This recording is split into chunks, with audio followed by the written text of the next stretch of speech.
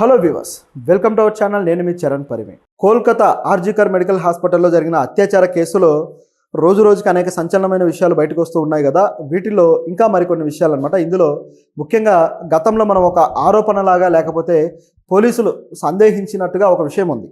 అది అక్కడ శవాలతోటి శృంగారం జరుగుతుందా అన్నట్టుగా ఒక పెద్ద ఆరోపణ అయితే వచ్చి పెద్ద దుమారం రేగింది. ఇప్పుడు ఆ దుమారం ఇంకాస్త పెద్దదైంది. ఎందుకంటే సిబిఐ ఇప్పటికీ సంజయ్ రాయ్ అనే వ్యక్తి మీద దర్యాప్తు చేస్తూ ఉంది కదా. ఇక్కడ అనేక సంచలనమైన విషయాలు బయటపడ్డాయి. అందులో ముఖ్యంగా ఈ శవాలతోటి చేస్తున్న ఏదైతే ఈ పనికిమాలిన యాక్టివిటీ ఉందో ఇది బయటకు వచ్చింది. సో ఇది కన్ఫర్మ్ అయిందనమాట. అతని మొబైల్లో దానికి సంబంధించి అనేక ప్రూఫ్స్ అయితే దొరకడం జరిగింది. సో దీని వెనక ఎవరున్నారు అనేది ఇప్పుడు పెద్ద ప్రశ్నగా మారింది. సో దాని వెనక ఉన్న వ్యక్తులు ఆ డీటెయిల్స్తో సహా నేను మీ ముందుకు వచ్చా. సో అదేంటనేది ఒకసారి గమనించి చూస్తే, ఆర్జికర్ మెడికల్ హాస్పిటల్లో ఆ అమ్మాయి అత్యాచారం జరిగిన తర్వాత ఆవిడ చనిపోయాక సంజయ్ రాయ్ని అరెస్ట్ చేశాక చాలా రోజుల పాటు ఆ దర్యాప్తు అయితే చేస్తూ వస్తున్నారు పోలీసులు. అతను నేను చంపలేదని చెబుతూనే అనేక విషయాలు బయట పెడుతూ వచ్చాడు. ఇందులో మామూలుగా అయితే గతంలో మనం మాట్లాడుకున్న సందర్భంలో పోలీసులు కూడా ఇక్కడ శవాలతో శృంగారం జరగడం, అదేవిధంగా దాన్ని ఒక పోర్న్ రాకెట్గా తీర్చిదిద్ది అక్కడ నుంచి వీడియోస్ ప్రొడ్యూస్ చేయడం అనేది జరుగుతూ వస్తుంది అని గతంలో ఒక ఆరోపణలు అయితే వచ్చాయి. ఇప్పుడు అది ప్రూవ్ అయింది. నెక్రోఫిలిక్ పోర్న్ రాకెట్ అని చెప్పేసి ఇదొక తరహా ఇదనమాట. అంటే శవాలతోటి చేసే శృంగారాన్ని నెక్రోఫిలిక్ ఒక డిసీజ్ అంటారు. నిజం చెప్పాలంటే ఇది ఒక సైకలాజికల్ ఇష్యూ. మెడికల్ పరిభాషలో అయితే దీన్ని నెక్రోఫిలియా అంటారు. సో దీని ప్రకారం చూస్తే శవాలతోటి శృంగారం చేయాలన్న ఇది అనిపించడము, అంటే ఉచ్చ నీచాలు మర్చిపోవడము, సో ఈ విధంగా జంతువుల్లాగా ప్రవర్తించడం చేస్తారు. జంతువులు కూడా ఇలాంటి పని చేయవు. సో నేను ఎక్కడో చూసా, లైక్ సీల్, ఇప్పుడు సీల్ ఇది ఉంది కదా సముద్రంలో ఉంటుంది.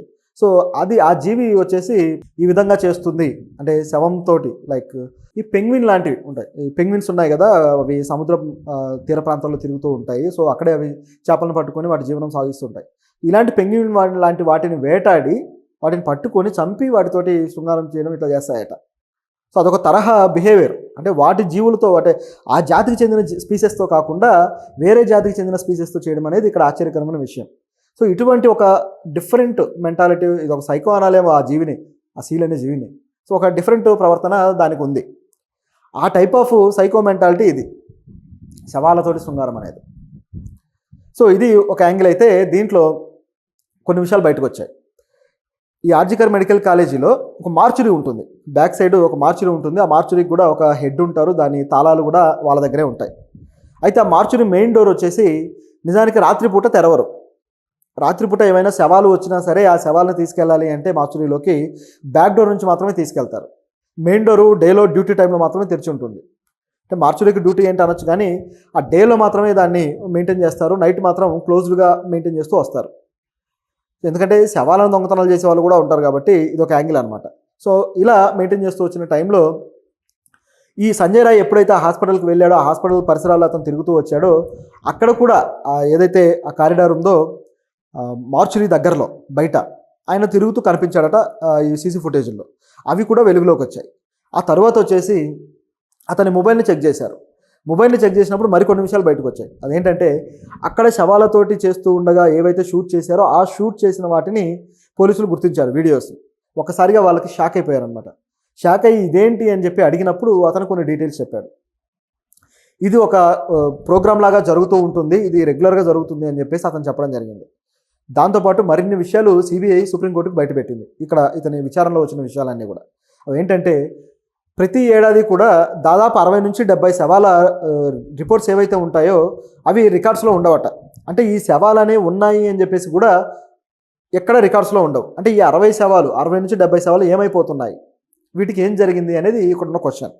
కొన్ని సందర్భాల్లో ఏం జరుగుతుందంటే శవాల నుంచి ఆర్గాన్స్ తీసేయడాలు, అదేవిధంగా శవాల నుంచి అస్థిపంజరం మాయం చేయడాలు ఇటువంటివి కూడా జరుగుతున్నాయట. మరి వాటితో ఏం వ్యాపారం చేస్తున్నారని డౌట్ వస్తుంది. సో వీటన్నిటికీ అనుకూలంగా ఆ 60 నుంచి 70 శవాల రికార్డ్స్ మెయింటైన్ చేయకుండా ఆ మెయింటైన్ చేయని వాటి శవాలనే ఈ విధంగా ట్రీట్ చేస్తూ వస్తారు.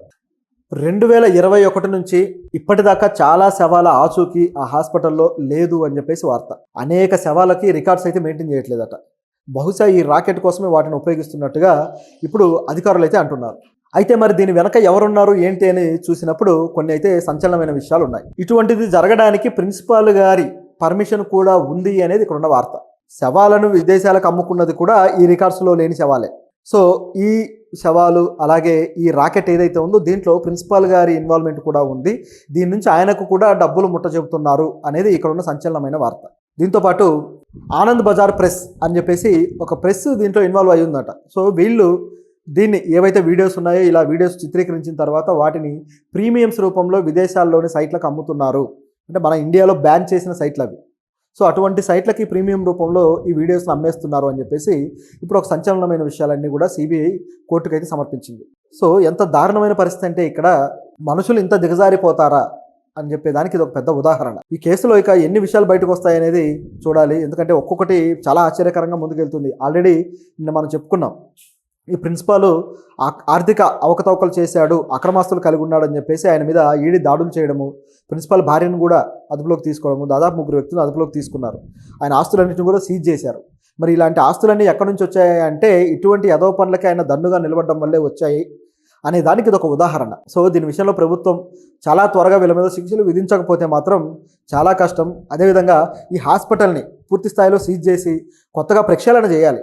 సీజ్ అంటే ఇక్కడ ఉన్న ఎవరైతే పేషెంట్లు ఉన్నారో వీళ్ళందరినీ కూడా వేరే హాస్పిటల్స్కి తరలించడము, ప్రభుత్వ హాస్పిటల్లే ఈ తరహాలో ఉన్న వాటికి తరలించేసి అక్కడ ట్రీట్మెంట్ కొనసాగిస్తూ ఉంటే బాగుంటుంది. దాంతోపాటు ఇక్కడ పూర్తి స్థాయి ప్రక్షాళన చేసి కొత్తగా దీన్ని తీసుకొస్తే ఇంకా బాగుంటుంది. అయితే ఇందులో ఉన్న మరో సందేహం ఏంటంటే సంజయ్ రాయ్కి ఈ రాకెట్లో ఉన్న పాత్ర ఏంటి? ఎందుకంటే అతని ఫోన్లోనే ఆ వీడియోస్ దొరికాయి. సో ఈ రాకెట్లో కొన్ని విషయాలు అతనే బయట పెట్టాడు ఈ విధంగా. సో అతని పాత్ర ఏంటి? అతను ఆర్గనైజ్ చేస్తూ వస్తున్నాడా, లేకపోతే అక్కడ కస్టమర్గా ఉన్నాడా?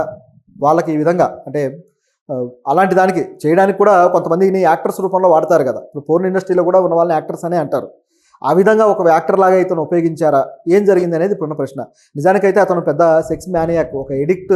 సో దానికోసమే అతను ఆ రోజంతా కూడా, ఆ సంఘటన జరిగిన రోజంతా కూడా రాత్రిపూట అతని ఫ్రెండ్ని కూడా బెదిరించడము, అతని గర్ల్ ఫ్రెండ్ని, నువ్వు నాకు న్యూడ్ వీడియోలు పెట్టు, న్యూడ్ ఫొటోస్ పెట్టు అని చెప్పి బెదిరిస్తే ఆవిడ ఒప్పుకోకపోవడము, చివరికి ఇక ఏదైతే రెడ్ లైట్ ఏరియా ఉందో సోనాగంజ్ అక్కడికి వెళ్ళిపోయి అక్కడ కూడా తిరిగి ఆ మహిళలతో కలిసి ఆ తర్వాత వచ్చి ఇక్కడ రేప్ చేశాడు. సో ఇంత సంఘటనలు జరిగాయి అతని జీవితంలో. కాబట్టి ఇతని పాత్ర కూడా భారీ స్థాయిలోనే ఇందులో ఉంది